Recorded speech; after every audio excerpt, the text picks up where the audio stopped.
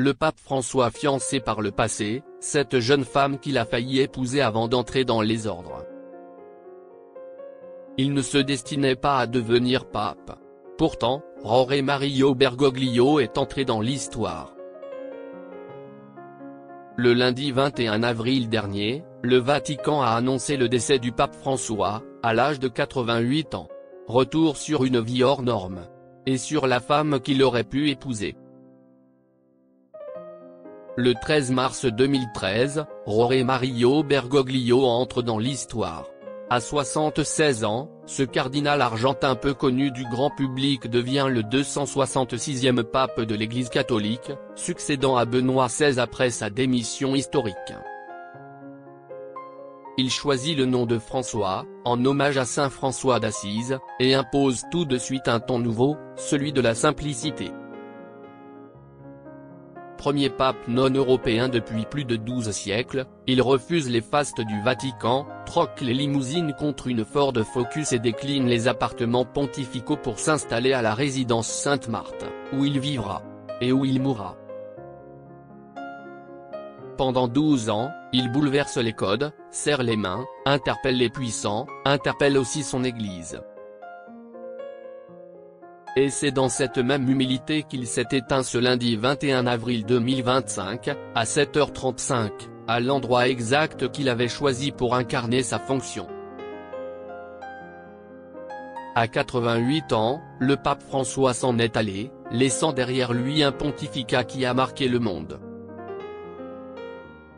Le pape François a-t-il déjà été fiancé? Cette révélation sur le couple qu'il formait avec une jeune femme. Derrière la soutane blanche et la stature de chef spirituel, le pape François était aussi un homme aux blessures et choix intimes, comme il l'a parfois laissé entrevoir. Né le 17 décembre 1936 à Buenos Aires, Jorge Mario Bergoglio est l'aîné d'une fratrie de 5 enfants. S'il est entré dans les ordres à 21 ans, c'est à 17 ans qu'il vit une révélation divine qui l'oriente vers sa vocation religieuse. Mais avant cela, il était amoureux. Et fiancé.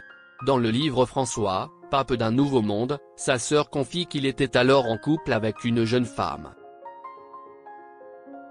Une relation sincère, qui aurait pu déboucher sur un mariage. Si Jorge Mario Bergoglio n'avait pas choisi de rompre ses fiançailles parfois, pour se consacrer entièrement à l'Église. Impossible de savoir si cette relation a été charnelle. Le Vatican n'a jamais confirmé ce point, et le pape lui-même, s'il s'est confié sur certains pans de sa jeunesse, a toujours gardé cette histoire dans l'ombre. Le salaire du pape François, une vie sans fiche de paie. Autre aspect méconnu de sa fonction, le pape François ne percevait aucun salaire. Un choix en cohérence avec sa vision de l'Église. Je ne gagne rien. Rien du tout. Ils me nourrissent et quand j'ai besoin de quelque chose, je leur demande, avait-il déclaré en 2020 dans un échange avec l'organisation Lazare, comme le rapporte le tribunal du Net. Logement, repas, déplacements, soins. Tous ces besoins étaient pris en charge par l'État du Vatican. Par ailleurs, le pape bénéficie d'une exonération fiscale, y compris sur les éventuels droits d'auteur générés par ses écrits. Un fonctionnement qu'il n'a jamais contesté, estimant que sa mission ne méritait pas rémunération, elle relevait du service, et non d'un emploi.